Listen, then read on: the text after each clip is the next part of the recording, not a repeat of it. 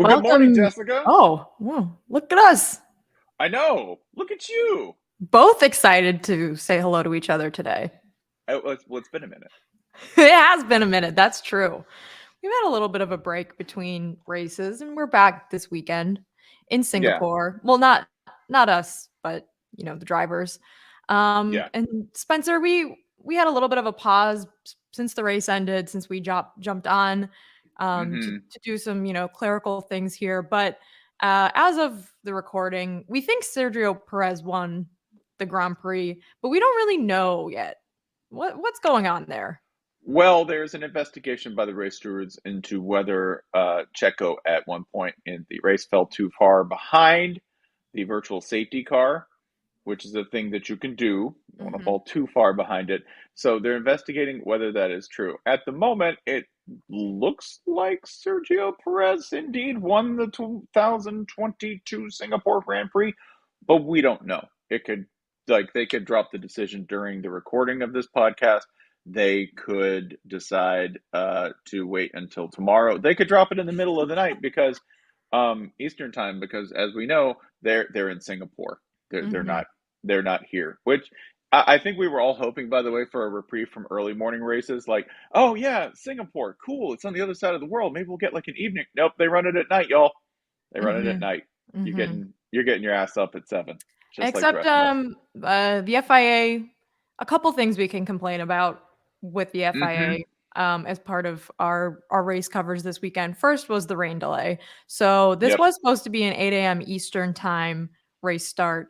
It was, Spencer, torrential downpouring at 8 a.m. in Singapore. So we got a little bit of a delay. But in your opinion, did they delay it too much? Because by the time the race finally started, most of the drivers were on intermediates for half the race and then moved to slicks. But it seemed like there could have been a little bit more fun had they started earlier. But also, safety is obviously important. There seemed to be issues with standing water on the track, which is why the marshals had Mm-hmm. those little brooms, which I enjoy, just brooming, This sweeping the water off of the track.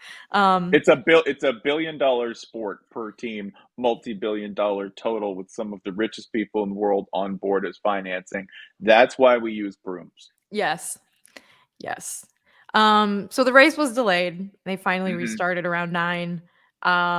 There wasn't any rain during the race, but there was some track condition issues, which made it, I would say, probably more difficult than usual. Which in Singapore, as the commentators brought up numerous times, there's never been a race in Singapore where there hasn't been a safety car deployed, because it's one of those tracks where there's concrete barriers.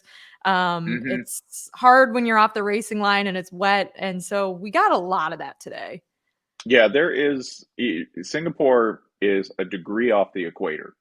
Like it is 1 degree off the equator. Like 1.3 degrees, I believe, is the exact uh term. That is exact.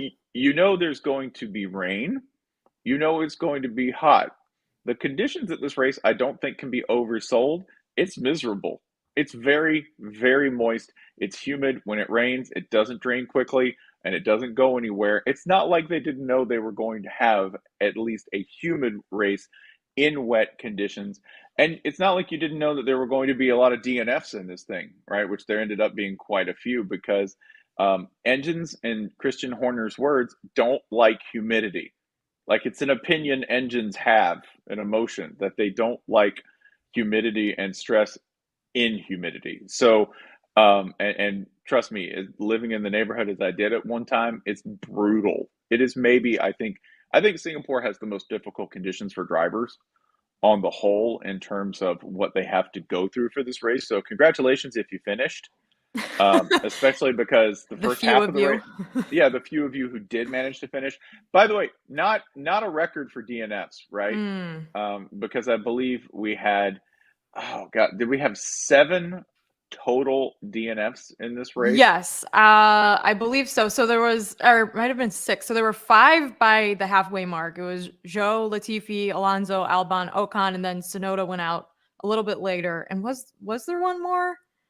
I'm blanking, but yeah, it was a lot, Spencer, and it was mostly like other than the Latifi incident, which maybe we'll talk about later because what was that?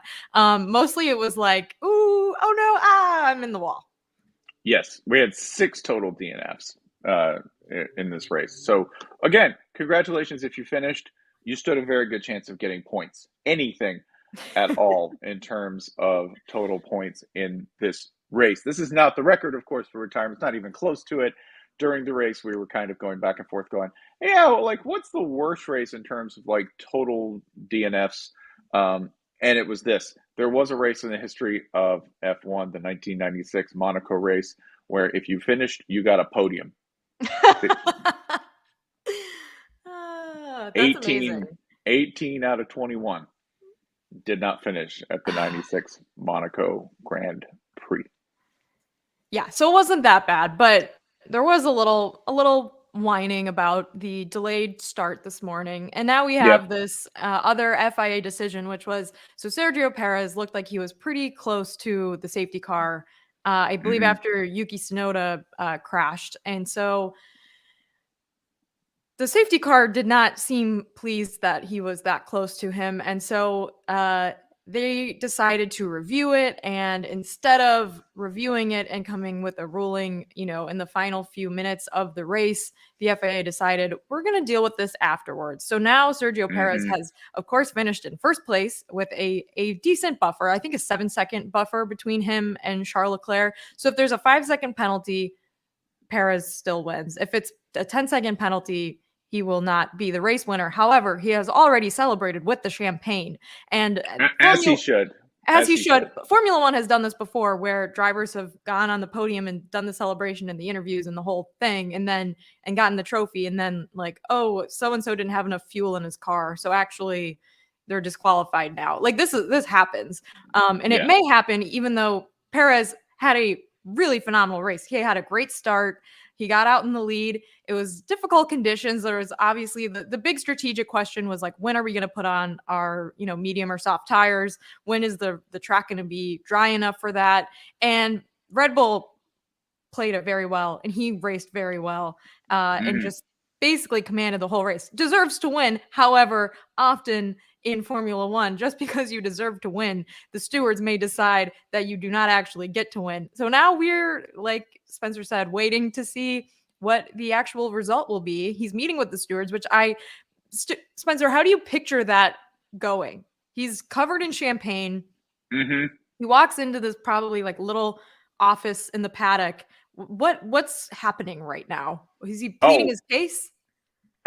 consider how absurd the life of an F1 driver is already. That you're in a pair of fireproof pajamas as a grown man being paid $20 million a year by your employer on top of all of your other endorsements to go vroom, and you're covered in champagne after having the celebration, and they tell you, by the way, you haven't won, or you've won, but we took 5 seconds off your time. He doesn't care. Like, that's so not under his control. That is so out of his hands. No, he doesn't care at all, right? And even if you do, you still get podium. That's fine for Checo, right? If this is Max, he's not going to be happy about it. But Max is never happy about anything. He No. wasn't happy. He wasn't happy in qualifying when they borked his last lap, right? Over trying to prevent the too little fuel violation, Yeah. uh, right? In his tank. He's just not a happy person, so he's not going to be happy. But Checo, he might be a little disappointed if he doesn't get the win. But other than that, I don't think he's going to care. Additionally, by the way, You mean because he already got to celebrate and do he the won. whole Like in his mind, winning like thing? Okay. I think a driver just assumes they've won, and even if you take away the points, I've won. It's a lot like in any kind of postseason sanction, right, event in a sport Mhm. when they go, well, we'll take away the trophy. Right. Take it. Who cares? Like that to me is Yeah. Not to bring up like the most controversial Formula One finish of all time, but yeah, it would be similar to how which one? well the one that happened within the last 12 months. Um, Oh yeah, that one. if that driver got to celebrate the championship and do the whole thing, and then like a month later, the courts or whoever ruled actually he didn't win. It's like, well, now what do you do? Like this is very awkward and unpleasant and weird. they should just kind of give it to him by default. Although, I do love chaos, and it would be very chaotic for the FIA to do something like this at this point in the evening, because it is now nighttime there while they're still doing all of these shenanigans. And Ferrari weirdly optimistic that he might get a 10-second penalty. Not sure if you Yeah. got that radio message to Leclerc. Also, Charles Leclerc, how did Perez build that 7-second buffer with like a few laps to go in the first place? I mean, I listen. Can we talk about a couple of different storylines here? One, that Ferrari had a quiet race. Yes. Also, McLaren. First of all, yes, Ferrari quiet race. McLaren strong, consistent performance across the board, including P5 for Danny Rick. Okay, not going out quietly. Yeah. So good for them. Incident-free racing in a tough race. I don't think we can give them enough credit for that, especially given how many other drivers washed out of this extremely difficult and demanding track. And they got a little lucky with the timing of the safety car because they hadn't gotten into the pits yet, and so that helped them out. But also, like, it's Singapore. Maybe that was luck. Maybe that was like, let's just wait a few more laps and see. Yeah. Additionally, if we can go ahead and go down a little down the sheet, who else had a really good day? Okay, because there were racing teams that had really bad days. Okay, Alpine had what was nothing short of a complete disaster. Yes, Williams had a bad day. Williams usually has a bad day. Alpine, total disaster, which we'll get to.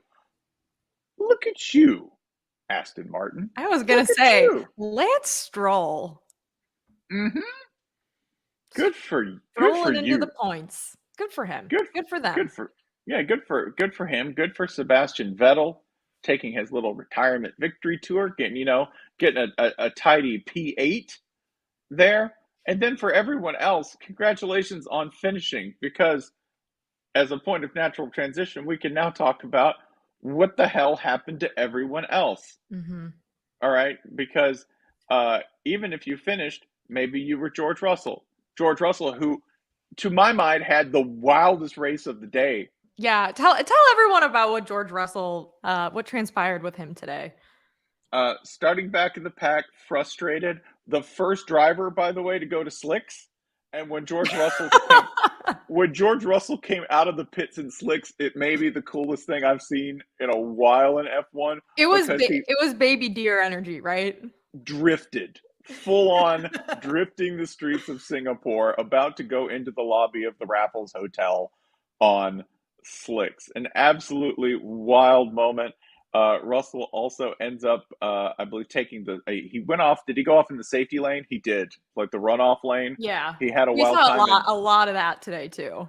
He drifted again. He did like a nifty little pirouette, which I love Crofty, because he's like, oh, nice little pirouette there, like very, very, like very British, like in the sense that he saw disaster and was like, oh, good recovery, lad. Right, keep it going. Exactly.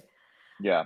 So, did you see Haas's tweet after the Schumacher and George Russell incident? Because it was, I think it probably was the. I didn't even mention that. He had an incident with Schumacher. There was a little incident there. Haas tweeted, "No, George, no, that is so not right." See, I'm just glad we're not taking it. Like, I like that everybody like sub P3 is like, nah, man, let's just have fun with this. Yeah, exactly. And then George's radio message, which was, Schumacher's defending like it's the race of his life. Crikey! When is the last time you heard the word crikey? Just in general. I mean, not since. I know what you're going to say. The man himself, yeah. The crocodile hunter. I was thinking Steve the same thing. Yeah, crikey. Shouts out. Crikey's making a resurgence with George Russell today. Yeah, Spencer. So it was kind of one of those weird races where like a lot of things technically did happen, but there was very little overtaking and very little lead changes throughout the race. So it felt like a little boring, a little like, all right, maybe it would have been nice to get some rain here, maybe a little more Yeah. strategic rolling of the dice from the race engineers, but everyone came out happy and healthy and safe, Yeah, I mean, which is all that matters.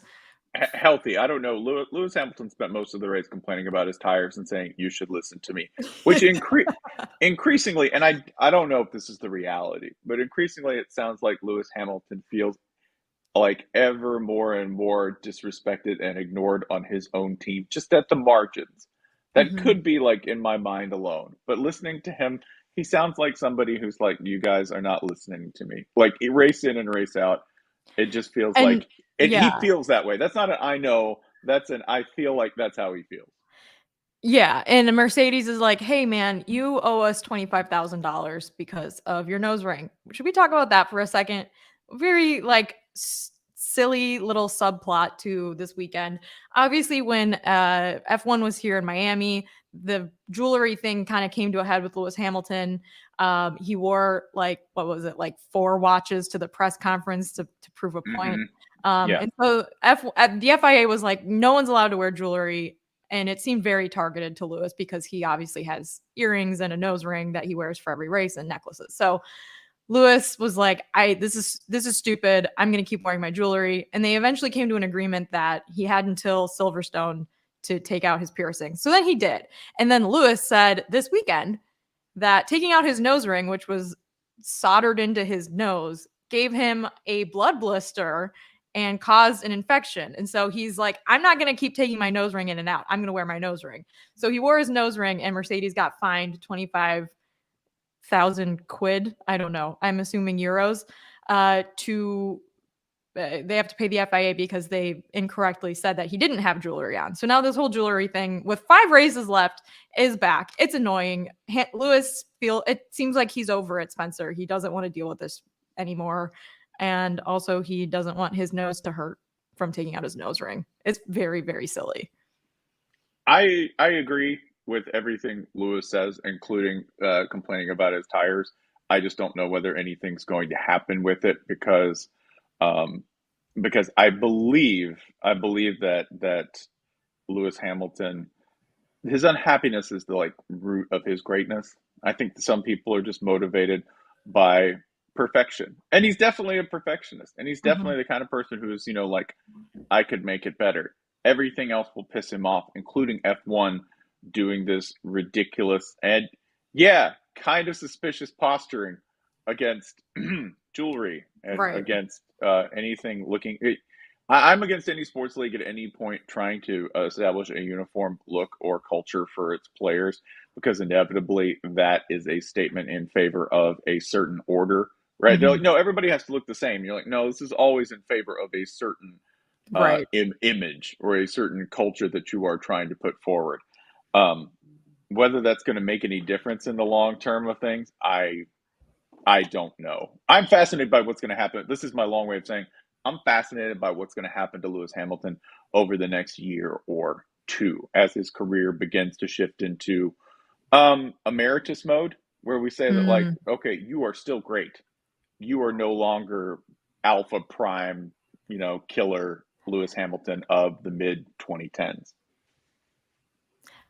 In defense of Lewis, he's finished in second place twice this season behind Verstappen. He's finished in third 4 times. So he's had, I'm bad at math, 5 podiums, 6 podiums. Wow, that was really sad. He's been on the podium 6 times. Other than Mm-hmm. Mercedes, Ferrari, and Red Bull, what other team slash which other driver has been on the podium this season? Because there's only one. Hmm. My brain is blanking, probably It, from lack of sleep. it was Baby Lando in Yes, that is Italy correct. in April. So yes, maybe Max Verstappen is a better driver now. He is obviously extremely talented, and he has not made many mistakes despite what happened this weekend, which you maybe can blame the team for in qualifying. This is a race in Singapore where qualifying is extremely important. And if you run out of gas while qualifying and have to start from eighth, you're already in a bad spot, and that's probably not his fault. But Um, Lewis is still performing at a very high level. he is. He is. Now, he was complaining and performing at a very high level, admittedly. And George Russell was having the wild boy day that he had. But I'm going to make a move here that we haven't done before. Okay. First of all, I'm going to play a different song or a different version of the same song. Ooh. Okay. Because you know who's never gotten best lad overall? That's right. We've never given it to Lando Norris. Let's go ahead and give a cheeky but deserved best lad to Lando Norris. The little lad. The little lad. Leading the way from McLaren today, a team beset with drama for much of the season, but smoothed over with the consistent grandeur of Lando Norris' smooth driving in difficult equatorial conditions in Singapore. Sir, a sling is used for wounds which you only incurred on those around you. And a sling is what you shall drink, as in a Singapore sling, when you celebrate tonight for the McLaren team and those around you. Lando Norris, you get best lad of this race. And he might end up in third place if Checo gets penalized that severely. He probably won't, but you never know. You never know. We'll find out in a few weeks, based on how long this is going. Yeah, we'll find out by mail. We should probably talk about some of the things that happened over the couple week break that we just took, and I think we should start by mentioning the month that Alex Albon is having. Spencer, he had appendicitis. He had complications. Yes, go ahead. Well, I mean, that's bad, right? Right, that's already bad. Correct. Like, not a good thing to have. He had appendicitis the last race weekend, 3 weekends ago or 2 weekends ago. He had complications from the anesthesia, respiratory failure, I think was what they said happened. Yeah. Which, by the way, like, you should know, like, if you have not, you ever been under for surgery? Just for my wisdom teeth. Okay. You know, going under, it's not great. It's not the easy thing that you might imagine, like, oh, okay, yeah, they just turn you off and turn you back on. No, it's a really complicated process. That's the reason they have an anesthesiologist, and not everyone reacts really well to it. He had complications so severe with the appendicitis that they had to put him on a ventilator, which is terrible. By the way, George Russell dropping in to say hi, make sure he's okay. Not saying just because you didn't get best lad this week, still, George Russell, quality lad. Loves his former teammate. But yeah, I mean, terrifying for Alex Albon. This was while the team was in Monza. So he did end up racing today and has made a recovery, it sounds like, thankfully. Unfortunately, we saw him drive into the wall today and his wing came off, which, Spencer, the F1 cars just look so like naked without a front wing. It's such a bizarre thing to watch, the little like wingless car driving back to the pit lane. But so not the day that he wanted. However, like, we're very happy to hear that he's back in racing shape, because holy shit. No, that's not what you want in your 3 week vacation that you get. Everyone else, like, if we were F1 drivers, Jessica, you were what, at a yacht off the coast of Santorini, hanging out, right? That's what you would choose. 100%. Yeah, me, eating feta and all sorts of like Mediterranean diet things. Meanwhile, I'm probably eating elk somewhere high. No, I know exactly where you are. You're with Valtteri Bottas. Did you see the video of him preparing for Singapore? No, I did not. He was in his sauna, obviously butt naked, putting water into his little sauna thing and saying, I'm preparing for Singapore, because it's obviously extremely hot in a sauna, it is in Singapore. That's what you would be doing, though, Spencer. I know that for a fact. That's correct. That's correct. One day, by the way, we will tell the best Valtteri Bottas story we have, which we can't tell just yet. But when there's some distance, one day we will. We will tell the greatest Valtteri Bottas story. It involves the man partying hard but wanting to keep the party going. Like, friend of DNF. Friend of DNF, Valtteri Bottas, and those cheeks, those legendary, those legendary charitable trust donating cheeks. Right? I don't think that meme is gonna get old. Our friend Alanis King tweeted before the race the picture of, you know, all the flooding on the track and Photoshop Valtteri in it floating with his butt out. Yeah, that's not going to get old for me anytime soon. No. We're just going to keep that coming. We're going to keep that going. Also, over the 3 week break, a couple of little pieces of news we wanted to mention. Yuki Tsunoda back with AlphaTauri. He had a rough day Yes. today, but you know what? Yuki's on for another year. I think that's great for the sport And because we're big fans of him. not only an extremely talented driver, he's funny as hell. I will Yes. always take a funny as hell driver who's thinking about snacks and hates exercise every single time. I'm elated that Yuki Tsunoda will be coming back. In the other direction, yeah, the goat's gone, baby. Yeah. Nicholas Latifi is not going to be with Williams. Um, I have a limited amount of sympathy for this because I'm like, oh man, your F1 dreams are dead. And I'm like, you got to be an F1 driver for a real long time, dude. Yeah. I mean, Especially given your results. I don't yeah, I don't know him personally. I'm sure he is a nice, lovely man, but he has been in some notable like WTF moments in Formula 1. One of them today. Yeah, Um just consistent performance, baby. I mean, it was like kind of insane. He was just like, yeah, didn't see him back there. Did not So see him and caused a puncture for yeah, George Russell. Yeah. yeah. So Um, yeah, Goat Tiffy gone from Williams. They have an open mhm. seat. It remains to be seen who will be racing with Alex Albon next season. The big question mark is like, what is Daniel Ricciardo going to be doing? Over the last few weeks, we thought like maybe we'd have an answer by now, but no, it seems like he's either considering a year-long sabbatical, maybe trying another racing series. I heard rumors about him joining NASCAR, which I think there's a question about whether that is a good way to go if you want to end up back in F1. And if he does, which it seems like he does, he may Mhm. not want to do that. But it also doesn't seem like he wants to race for any of the teams that have open spots remaining, Alpine, Haas, and Williams. So he's in kind of a little bit of a pickle, Spencer, and we're not sure what's going to happen to our beloved American driver. I mean, the most American driver of all, right? Maybe multiple American drivers in the sport next year if Daniel is still around somewhere. I hope he just does something he enjoys. Like he's got nothing left. Yeah. He's to me, he has nothing left to prove on an F1 track, right? Like he was successful. Um, he had some very odd career decisions. Who Yeah. among us does not? And Ain't that the truth? ain't that the truth, y'all?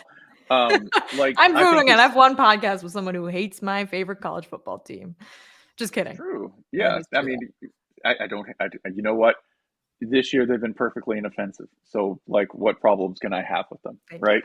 Inoffensive in It's the nicest thing you've ever said to me. more than one sense of the word. But like the only other bit of news to mention is that yes, also Joe Guan Yu, who Yes. had a rough day today, Yes. uh, did not finish the race. But also a But young driver who's like raced really well. Obviously had that really scary incident in Silverstone this season. yeah, And but like he's been more than adequate in that Alfa Romeo seat. yeah, and he's been good, and he's been good for the sport, I think, as a whole. So, Joe Guan Yu, congratulations, you are re-upped for my favorite kind of racing team, which is a racing team with modest expectations that you can exceed. Like, we'll set the bar right here, we'll clear it easily, then we'll go to next year, right? So, Alpha, great place to be for now. Good vibes all around. Like, excellent signing for Joe Guan Yu there. You want to ask for questions? Yes. Well, yes. If you have questions, please put them in the chat. Our producer will send them our way. We do have to announce one other thing that will be back in 2023, Spencer, which is the fake Marina at the Miami Grand Prix. There are reports that the Marina will, in fact, be back. It will be fake. It will be, I guess, like whatever material, synthetic material that is stuck onto those plywood boards. Um, we will expect to see it in May next season. Spencer, the F1 calendar also came out for next season during the break, and it's very long, the longest ever.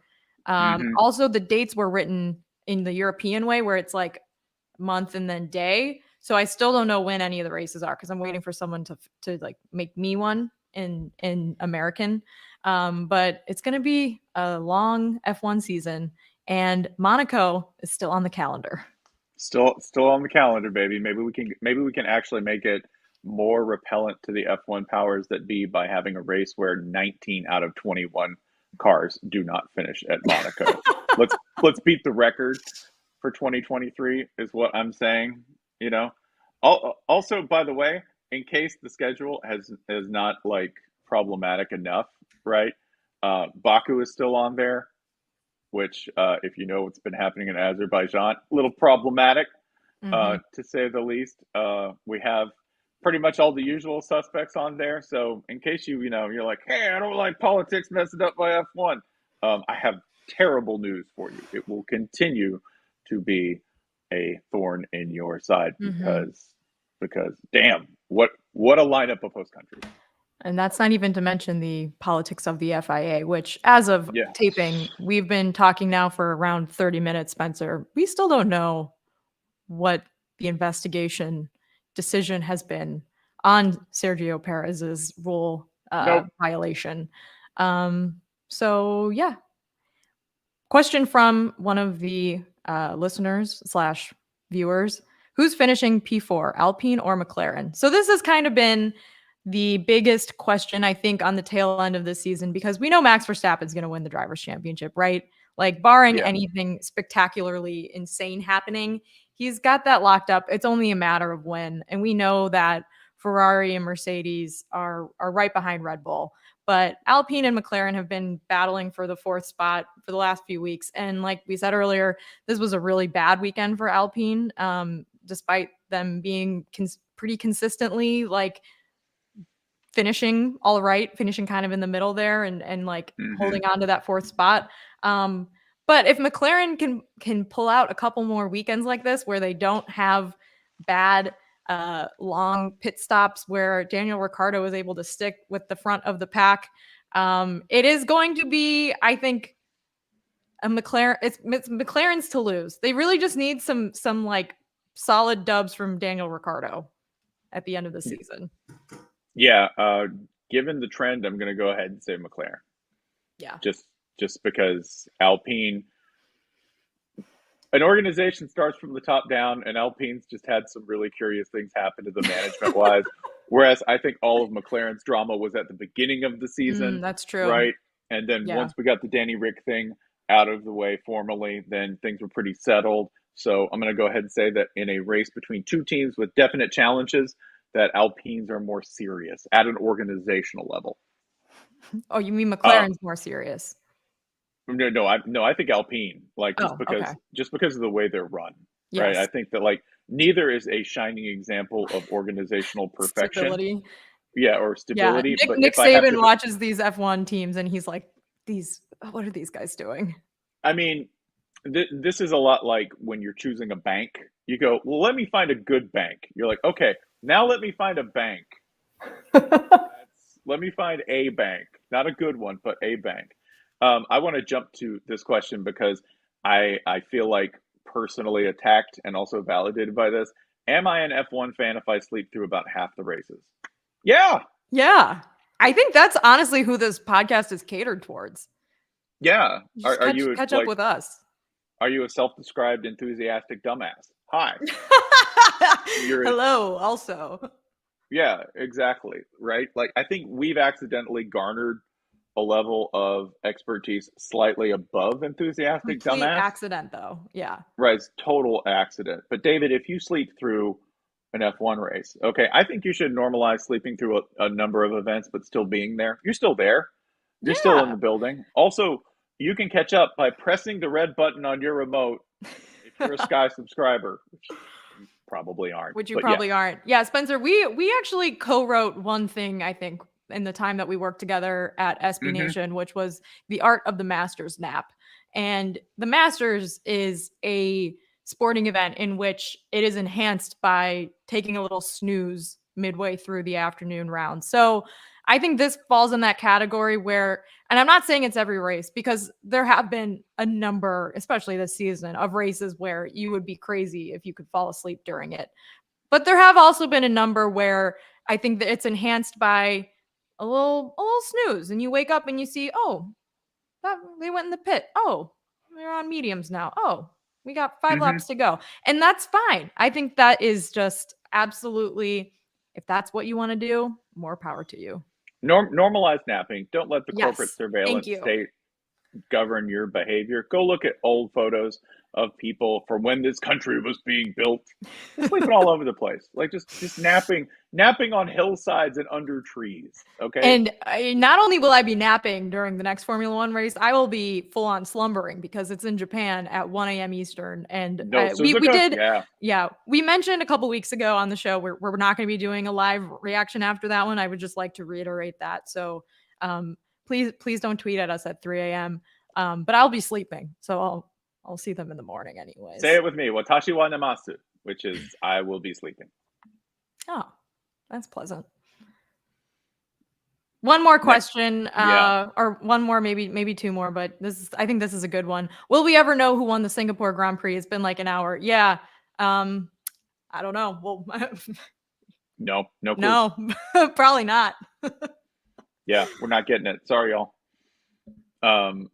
I would like to know the last one, which is thank you from this comment. Reminder next week, the Japanese GP. Falling asleep at your job can be seen as dedication. See, that's how hard we're working. That's how hard we are pushing for this. So yeah, go ahead, fall asleep at your desk, loyal F1 fan. Okay, the boss is going to look at you and go, "Congratulations, I'm giving you more points in the imaginary constructors camp championship for best F1 fan." Absolutely. Well, Spencer, it was the Singapore Grand Prix. I guess can we think of a sentence to describe it as? Maybe grueling. I was gonna say humid, grueling, weird. Yeah. Maybe just sloppy. Maybe sloppy is the word. It wasn't a particularly insane strategic race. It wasn't a particularly eventful holy shit race, but it was a little sloppy. And you can probably thank the rain for that, and the FIA most importantly. Yeah. It is a contrast between being the coolest looking race that F1 runs in terms of visuals, and also the least fun to actually run. Like I think it is a grind. Monaco-esque, perhaps. Yes, Monegasque in That's what that's called. Yeah, if you put Monaco in a sauna. There you go. Well, as always, Spencer, I've enjoyed recapping the race with you. We'll be back in a couple weekends, not next weekend, because again, we will be asleep. But we will be back in a couple weekends with our next race recap. So thanks everyone for listening and watching. You can follow us on social media, watch the show on YouTube if you're listening. We're only got 5 races left, Spencer. So I think that means we have 4 more of these left, give or take. Because I'm not exactly sure what our U.S. Grand Prix scheduled plan is, but we will see. It's very Texan in that we are doing it off the back of the saddle here. Okay, so when that horse points in the direction it's going, we will let you know. Exactly. Well, anyways, thanks for watching. Everyone have a lovely Sunday. Enjoy watching the footballs if that's what you do on these days. Hey, I'm watching college football on a Sunday, so yeah, it's already weird. Go Gator. Go Gator. Night, y'all. Bye.